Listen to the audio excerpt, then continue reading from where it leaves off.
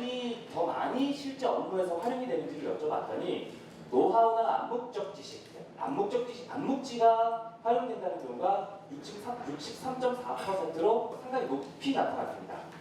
특히 이제 그 고분속자, 근속 기간이 길고 당연히 업무 경험이 많은 분들이죠.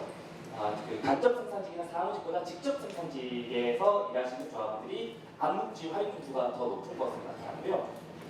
면접을 해봤더니 이제 작업 방법에 대한 기본적인 매뉴얼은 존재하는데 구체적인 현장 상황을 모르는 초급자 학습에는 활용되기 어렵다라 명시적 지식조차도 제대로 업무를 수행하는 데는 활용이 안 되더라. 실제 이런 기업 밖의 다양한 교육훈련 제도들이 내가 현장에서 지금 내 업무를 수행하는데 도움이 된다라고 얘기할 사람은 단 한 사람도 없었습니다. 실제 현업에서의 업무 수행과 기업 밖의 교육훈련 제도가 매칭되고 있지 않는다.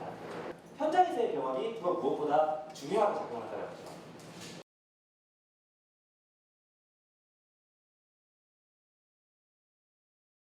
우리 조합원들이 숙련에 투자할 의향이 있는지, 교육훈련에 참가할 의향이 있는지를 지금 물어봤는데 이것들이 숙련 외적인 요소로부터 얼마나 많은 영향을 받는지를 확인을 해봤습니다. 이런 고용, 인식, 직무 몰입, 회사 몰입, 경영진에 대한 신뢰는 한편으로는 교육훈련 참가를 견인할 수도 있어요.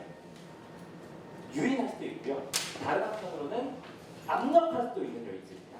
경영진이 지금 제대로 회사를 운영하지 않고 계속 구조조정을 실시하고 불안하게 만들고 있습니다. 그러면 나는 이 불안한 상황에서 회사의 동료들 간의 경쟁의식이 증가하고 갈등들이 늘어나기 마련입니다. 내 개인의 생존을 담보하기 위해서 내 숙련도를 높이기 위한 교육훈련에 나선다는 거죠.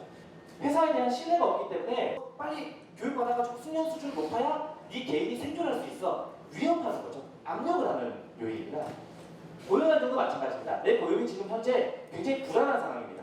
언제 어떻게 나한테 구조조정이 닥칠지 모르기 때문에 내 숙련 수준도 높이고 그래야만 회사로부터 잘릴 위험을 조금이라도 줄인다거나 혹은 다른 조선업종 같은 경우에는 횡단적 노동시장 이동이 상대적으로 발달해 있는 산업이기 때문에 다른 곳으로 이직을 용이하기 위해서 내 숙련도를 높인다거나 교육훈련을 받는다거나 이거는 쫓아내는 거죠. 압력을 하는 거죠. 그래서 크게 두 가지 방향의 메커니즘이 있다는 건데 이게 실제로 어떤 메커니즘이 지금 우리 현장에서는 작용하고 있는지를 따져봐야 된다는 겁니다.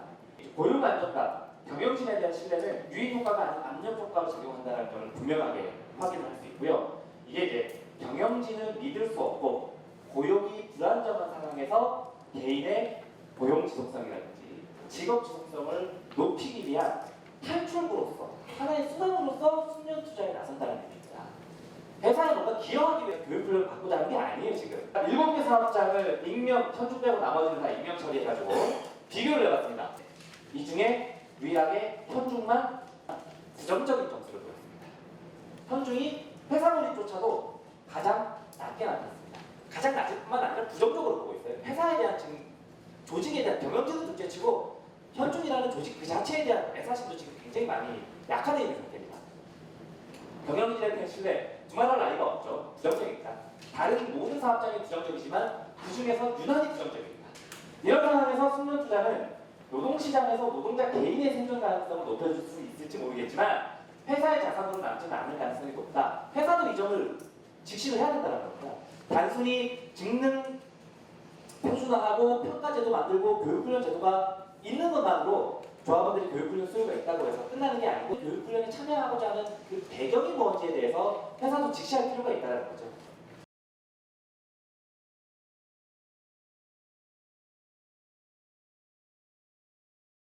회사 주도적인 육성 및 성장 지원. 여기에 노동조합의 참여나 현장 조합원들의 의견은 어떻게 반영된다는 건지 나와 있지 않습니다. 사실 다른 말로 하면 본인들이 일방적으로 추진하겠다는 것과 다르지 않습니다. 가장 중요한 숙련 투자 주체라고 할 수 있는 조합원들과 노동조합은 여기에 어떻게 의견을 제출하고 참여할지 그런 것들이 제도적으로 전혀 담보되지 않은 상황입니다. 두 번째, 직무나 개인별로 세분화된 기술 역량 진단. 이 굉장히 위험한데요.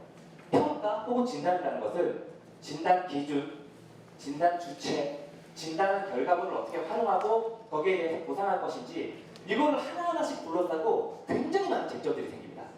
이런 직무나 직무평가 자체가 이 점들을 고려하지 않고서 성급하게 추진하고 있다는 거죠. 본인들이 그냥 만들어낸 안만 가지고 체계적인 교육을 통한 우수인재 육성을 하겠다고 합니다.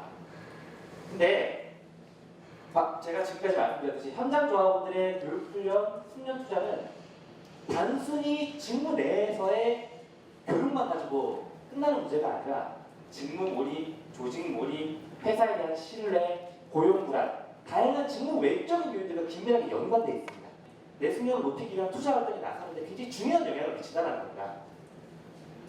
회사의 미래에 대한 비전과 내 경력의 지속성에 대한 부작 없이 어떻게 능동적이고 적극적으로 교육에 참여하게 할 수 있을 것인가, 이런 비전이 지금 전혀 회사의 관점에서는 나와 있지 않다는 겁니다. 줄여서 일방적이고 성급하고 협소한 관점 하에서 지금 생산기술직 구성 체계를 시행하고 있다. 조선산업에서는 문서화가 가능한 명시적 지식보다 사실상 표준화가 불가능한 암묵적 지식이 업무에서 훨씬 더 중요하게 활용되고 있습니다. 사실 생산성을 담보하는 것도 이 암묵적 지식입니다. 현장에서 일이 잘 되고 못 되고 만드는 것은 업무 매뉴얼에 있는 게 아니라는 거죠. 조합원들 머릿속에 있는 업무 노하우와 쉽게 분석할 수 있는 개인적인 지식들입니다. 머릿속에 있는 지식들. 암묵지를 공유하고 전승하고 향상시킬 수 있는 돌발 상황, 돌발 변수에 대처하는 이런 조직들이 더 중요한 것이죠. 회사 입장에서 보더라도 이거는 생산성과 아무런 연관성이 없는데 평가 이상의 무슨 목적이 있을까? 별로 쓰임이 없어 보인다. 평가 과정, 진단 과정 자체도 굉장히 많은 문제가 있습니다. 어떤 기준을 만든다고 하더라도 결국 평가 주체가 회사 관리자라는 겁니다.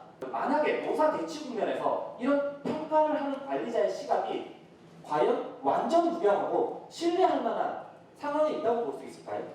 결국 현장을 통제하는 수단으로 악용될 가능성이 굉장히 높다. 회사가 평가 기준을 예시로 해가지고 다 써놨더라고요. 여기에 공차 품질 1%, 시간 0% 단축했냐. 이거 정량화해서 계량화해서 측정하는 순간 나중에 어떤 문제가 생기냐면 상향 평준화 돼가지고 측정 기준이 0점화 됩니다. 무슨 뜻인지 아시겠죠? 대부분 어느 시점에 가서는 그 평가 기준을 다 통과하게 된다고요. 어떤 시점에 가서는 커트라인 자체가 회사 입장에서 보기에는 우리 조합원들이 수준이 이 커트라인을 다 통과했어. 이제는 이 커트라인보다 더 높은 기준점을 제시한다는 거죠. 그렇죠? 그러면은 현장에서 일하는 사람들의 업무 강도는 훨씬 더 강해지는 거죠. 노동 강도를 높이기 위한 수단이 되는 거죠. 보상 제도가 아주 중요합니다. 아주 회사가 지금 머리를 잘 썼다고 생각을 합니다. 보상 제도와 관련해서 수당 얘기를 꺼내는 순간 노동조합과 교섭을 해야 되는데 수당 얘기를 안 꺼내고 일시금으로 장려금 지급한다는 얘기를 해버렸어요. 분명히 이걸로 끝나지 않을 것이라는 거죠. 향후에 언제든지 승진이나 임금제도, 통상수당이라든지 성과급이라든지 이런 것들과 연계될 가능성이 존재합니다. 직무능력 평가해주고 너는 생산성이 높다 낮다라고 당장 회사가 명분을 삼아버리면 그거에 대해서 대처하기 늦은 거예요. 그때 가서는. 회사가 아니고 노동조합, 조합원들도 숙련 투자 주체, 중요한 숙련 투자 주체입니다. 왜 우리의 의견이 여기 반영되지 않는가? 현장의 의견들이 반영되지 않는가? 민주적이고 참여지향적인 제도적인 어떤 활용들이 열려야 됩니다. 둘째, 진단 기준, 진단 주체, 평가 결과 활용 등에서 등장하는 여러 가지 쟁점들을 전혀 고려하지 않은 성급한 정책 추진에서 이런 것들의 객관성과 타당성, 신뢰성을 확보하기 위한 수기 과정의 정책 추진이 필요하다. 수기가 무엇입니까? 오랫동안 숙고하고 논의한다는 것입니다. 이런 다양한 발생하게 될 쟁점들을 노동조합과 차근차근 하나하나씩 토론하고 논의를 하면서 정책을 추진해 가야 된다는 겁니다.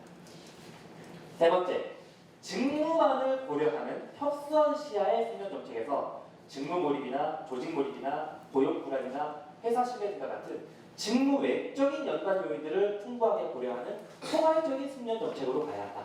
표준화 명시적 지식보다는 암묵지를 중심에 놓는 정책 설계가 필요하다. 실제 우리 현장에서 중요하게 활용되는 것은 노하우, 꿀팁, 암묵적 지식입니다. 무리한 직무 표준화나 명시적 지식보다는 현장의 전문 가능성이 높고 현장에서 주되고 활용하고 있는 암묵지를 어떻게 습득시킬 수 있을 것인가.